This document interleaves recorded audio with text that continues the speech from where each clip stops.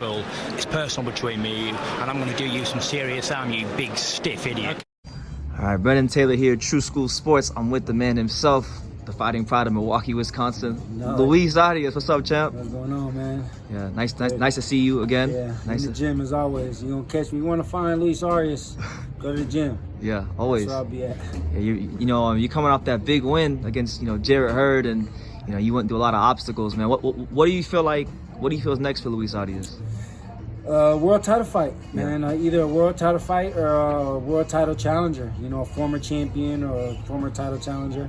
I mean, I think I've proved myself. I've done a lot of talking these past couple of years, and I was never able to, back it up and get that solid one. But I think with Hurd, it's all over with now. I just beat a unified champion. Yeah. But at the time, was one of the best guys.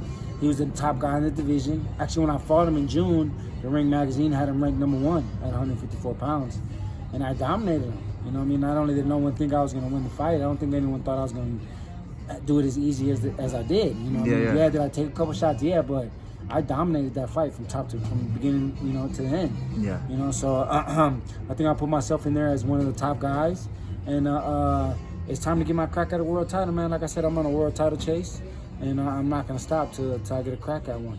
Absolutely, man. I know with you've been through a lot of obstacles in your career, so it was good to see, I always root for the underdogs, the B-side guys to get over. Yeah. And now it looks like you're gonna get your chance soon. Yeah. Just you can't. Everyone's journey is different. I went from fighting. I had debuted at the Staples Center. Then I went from fighting on club shows. Yeah. Then I got back on HBO. And now I'm back on Showtime pay-per-view. So, it goes to show you that everyone's grind is different. Everyone's journey is different. But if you just stay true to yourself, you keep hard at your work and then stay dedicated to the craft, eventually, you got to knock that door down. And that's what I've been doing. And then I finally got an opportunity to do that. And now we're here. And like I said, I will be fighting for a world title soon. Absolutely. One thing you said in the interview with Jarrett Hurd that kind of hit me in the chest was when you said leading up to that fight, the years leading up to that fight, things weren't going your way, and a lot of people were trying to tell you to leave boxing alone and maybe go the more conventional route, get a 9 to 5. How did you deal with that? I mean, it just I took it as motivation. I took it as motivation. A lot of people quit on me, but I think God has just been showing me the game just differently. He put me with Floyd right away, so I got a bunch of followers, and then my phone wouldn't stop ringing just because I was with Floyd all the time. Then I went a separate way. Then I got to main event HBO, lost, and then I started just losing. So I started really seeing who's really with me and who was there. And like I said, man, it was close people, real close to me, who just had given up on me. Everyone that I had brought the Hurd fight up to, said not to take it. They're using you. He's too big. It's a setup. Get you out of there. It's a setup. They're just setting you up. But man, I was just I knew what I had, and I know what I possessed, and I know that my last couple fights, it was outside stuff that affected that fight. But I believed in myself, and I never will stop believing in myself. And like I said, I'm gonna fight for a world title, and you don't have to believe me. I believe me, so I will be there. At the end of the day, that's all that matters, man. People come and people go. Boxing is very fickle. Unfortunately, they say you're only as good as your last fight, which I think is unfair to the fighters. But yeah, I mean, look at my resume. I mean, my last 4 opponents have all been champions or world title challengers.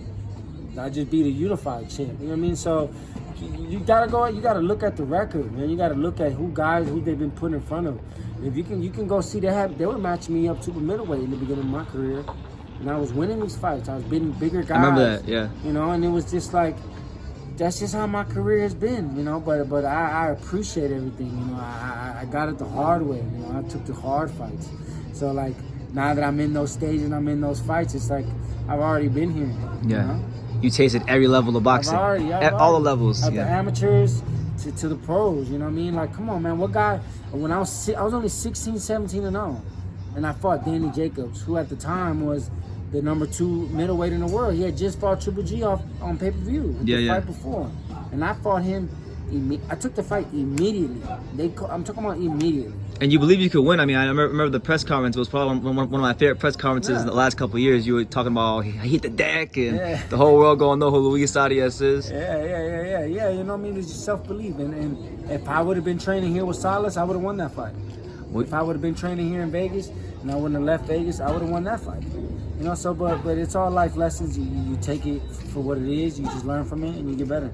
Well, you mentioned Salas, and I'm glad you did. How has Salas helped your career? Like, what's been different with him as compared to other guys you trained with in the past? I think just for one, Salas just actually loves boxing for boxing. You know, you get in the game, a lot of guys they train fighters for the money and for other stuff. But I think I found me a trainer who honestly loves boxing. I mean, obviously he wants to get paid. Everyone wants to get paid, but he genuinely likes the sport. And he wants to teach.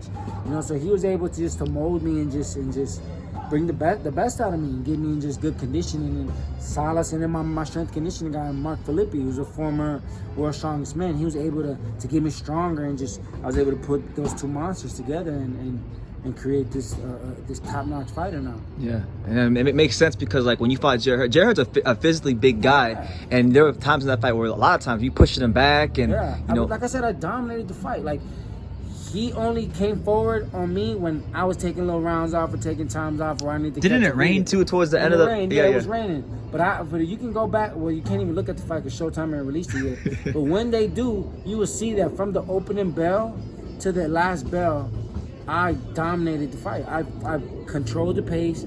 I made him fight. I made him fight the fight that I wanted to fight. You know what I mean? And I'll get my credit soon. Don't worry. But like I said, man, once I won that title, they be like, damn, man, Cuba got it the hard way. Yeah.